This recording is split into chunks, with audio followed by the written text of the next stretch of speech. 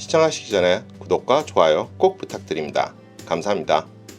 누군가에게 동안이란 말을 들으면 정말 기분이 좋을 것입니다. 특히 나이가 들면 더욱 그러할 것입니다. 동안이라는 말을 듣기 위해서는 피부를 탄력적으로 유지하는 것이 가장 중요할 텐데 나이가 들면서 점점 깊어지는 주름이 가장 큰 걸림돌입니다. 그러면 주름은 왜 생기는 것일까요? 나이가 들어감에 따라 피부 조직을 생산하는 세포의 양은 줄어듭니다. 그 결과 피부가 건조해지고 얇아지며 찡그리거나 웃는 표정 등으로 변형된 얼굴 피부가 본래의 모습을 찾는 능력이 점점 저하되고 피부 조직은 중력이 미치는 방향에 따라 처지게 되면서 결국 주름이라는 것이 생기게 되는 것입니다. 그리고 이런 현상에 가장 크게 영향을 미치는 것이 모두 알고 계시는 콜라겐이라는 놈입니다. 콜라겐은 피부나 혈관, 뼈, 근육 등 몸 안 모든 결합 조직의 대부분을 차지하는 단백질의 일종으로 세포 밖의 공간을 채워주고 있습니다. 피부 진피층의 80에서 90%가 콜라겐으로 이루어져 있고 힘줄 역시 80%가 콜라겐으로 이루어져 있습니다. 또 뼈의 25%, 관절의 35%, 근육의 80% 등 우리 몸의 주요 기관의 대부분이 콜라겐 성분입니다. 이런 콜라겐은 조직끼리 연결해주고 채워주는 역할을 합니다. 세포와 세포끼리 꽁꽁 묶여있도록 만들어주면서 세포 간 공간이 비게 되면 콜라겐이 메워주게 되는 것입니다.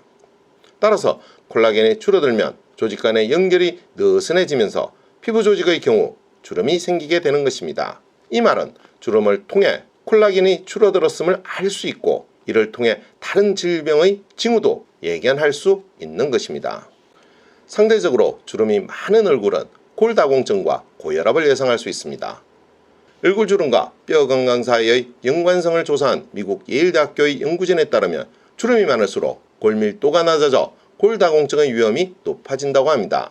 연구팀은 폐경이 온 지 3년 이내인 40대 후반에서 50대 초반 여성 114명을 대상으로 피부 주름 및 탄성과 골밀도의 관계를 분석했습니다. 조사 대상자들은 피부 관리나 여성 호르몬 치료 등을 받지 않고 자연 상태의 피부를 가진 여성들이었습니다. 연구 결과 얼굴과 목주름이 깊고 주름수가 많을수록 골밀도가 낮았습니다. 반면 피부 탄성이 높은 여성은 골밀도가 높았습니다. 연령과 체성분 등 골밀도에 영향을 미칠 수 있는 다른 요인을 고려했음에도 결과는 변함이 없었다고 합니다. 이는 피부를 탱탱하게 하는 콜라겐은 피부뿐만 아니라 뼈의 구성성분이기도 하기 때문입니다. 그래서 얼굴에 주름이 늘어난다는 것은 뼈에 공급되는 콜라겐이 부족하다는 신호이기도 하다는 것입니다. 다만 이에 대하여는 하나 유의할 점이 있습니다. 골밀도는 햇빛 노출, 영양 같은 다양한 변수가 있기 때문에 피부 주름만으로 골밀도를 판단하는 것에는 한계가 있으며 단지 그 개연성이 높다는 정도로 봐야 한다는 의견도 있다는 것입니다. 주름이 상대적으로 많고 얼굴 처짐이 심한 사람은 상대적으로 고혈압의 위험도 높아진다고 합니다. 이 또한 콜라겐의 영향입니다. 콜라겐이 부족할수록 혈관의 탄력이 떨어지면서 혈관이 굳어지기 때문에 혈액에 대한 저항이 커져 혈압이 올라간다는 것입니다. 참고로 콜라겐은 백혈구 영양 공급에도 관여하며 면역 작용도 합니다. 주름과 관련된 재미난 연구 결과가 있는데 경희의료원과 삼성의료원의 공동 연구 결과에 따르면 귓볼에 대각선 모양의 주름이 있을 경우 치매 위험이 2배 정도 높아진다고 합니다. 이들은 귓볼의 작은 혈관이 약해지면서 주름이 지는데 이는 뇌혈관의 건강 상태를 반영하는 것이기 때문에 치매와 연관이 있다고 추정했습니다.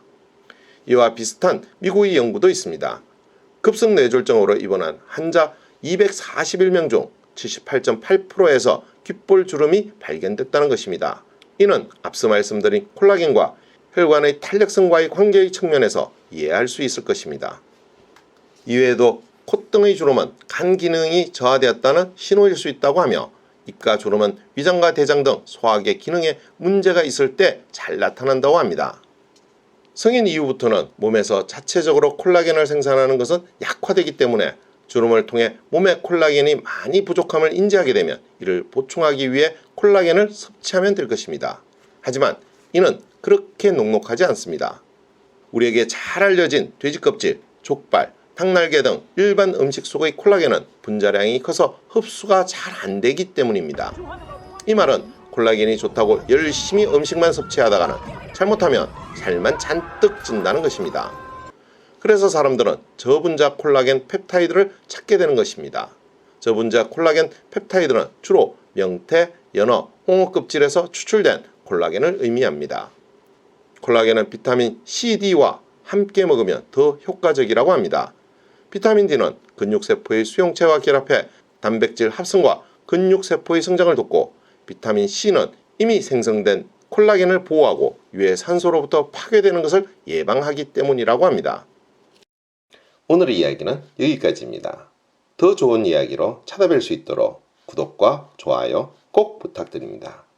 알림 설정도 잊지 마시고요. 감사합니다.